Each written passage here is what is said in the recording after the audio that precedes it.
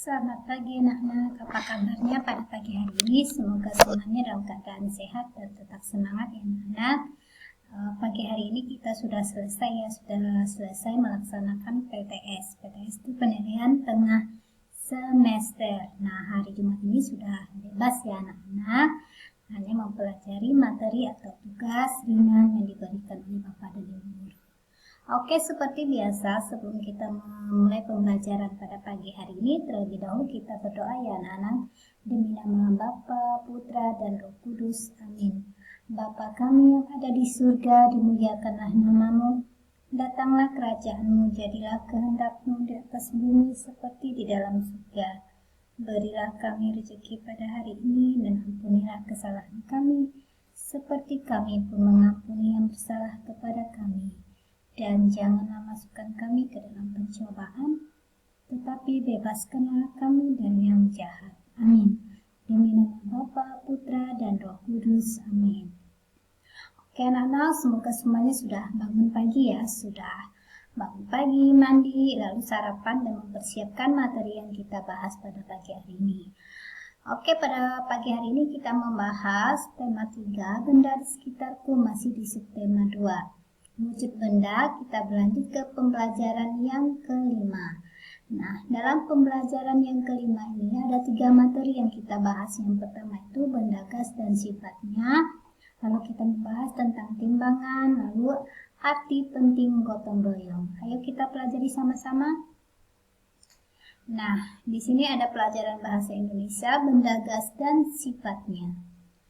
Nah, tentu anak-anak sudah tahu ya, benda gas itu apa saja. Nah, benda gas banyak di sekitar kita, seperti udara, angin, apalagi balon, uap air. Nah, itu merupakan benda gas. Udara merupakan contoh benda gas. Udara tidak dapat kita lihat, tetapi udara dapat dirasakan. Berikut ini sifat-sifat yang dimiliki oleh benda gas. Yang pertama itu, bentuk benda gas berubah-ubah menyerupai tempatnya. Benda gas menempati ruangan dan mempunyai massa.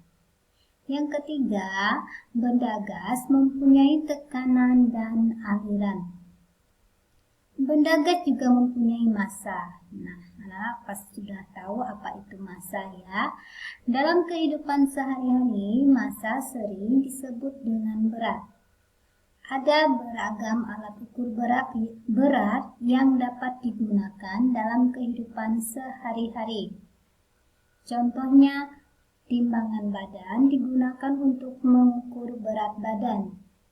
Timbangan bayi digunakan untuk mengetahui berat badan bayi. Dan timbangan neraca biasa digunakan untuk menimbang emas.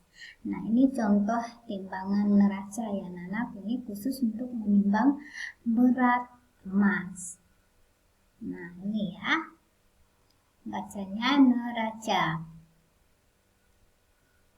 Oke, kita lihat di sini timbangan. Di sini Bu Guru beri 3 contoh saja ya. Nah, ini timbangan badan. Timbangan badan ini yang biasa anak-anak gunakan dalam kehidupan sehari-hari ya. Di sekolah kita, terutama di UKS ada yang anak saat kita ingin mengetahui berat badan kita, maka kita menggunakan timbangan ini. Lalu ada timbangan rumah tangga. Nah, timbangan rumah tangga ini biasa digunakan oleh ibu-ibu rumah tangga untuk mengukur berat tepung, berat gula, berat mentega. Saat ibu-ibu mau membuat kue, maka dia menggunakan timbangan ini karena berat tepungnya berapa, mentega harus ditimbang. Nah, ini contoh timbangan duduk. Timbangan duduk ini digunakan oleh para pedagang di pasar ya, untuk menimbang daging ayam, habis itu menimbang buah-buahan. Ini yang sering digunakan oleh para pedagang.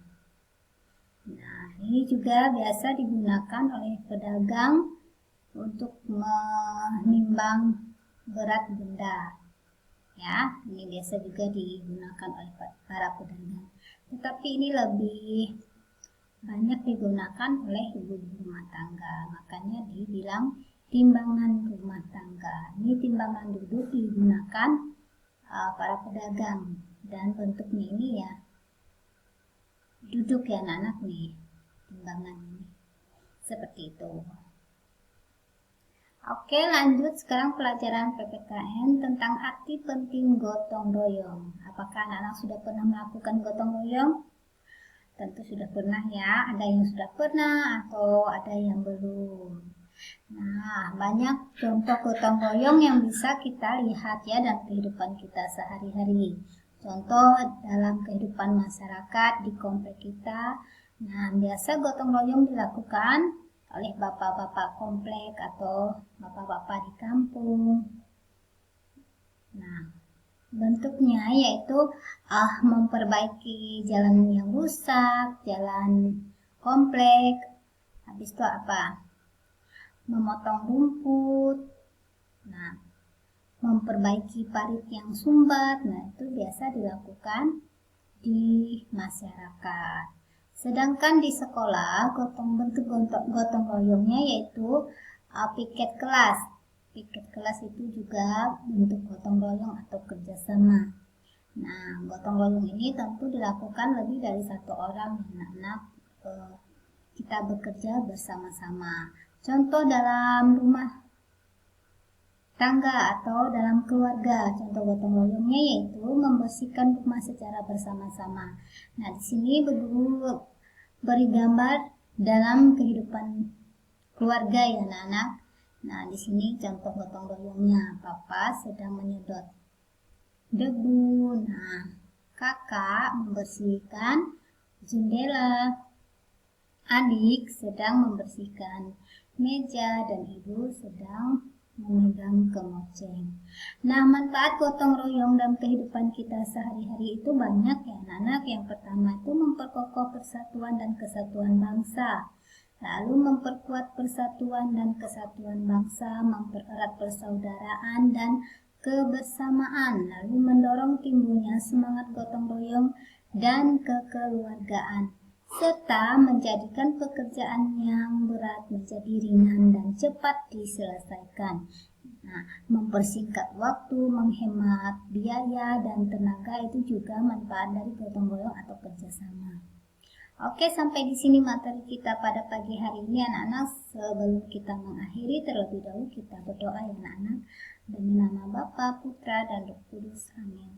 Salam Maria, penuh rahmat Tuhan sertamu, terpujilah engkau di antara wanita, dan terpujilah buah tubuhmu Yesus. Santa Maria, Bunda Allah, doakanlah kami yang berdosa ini sekarang dan waktu kami mati. Amin. Demi nama Bapa, Putra, dan Roh Kudus. Amin. Selamat pagi dan Tuhan memberkati.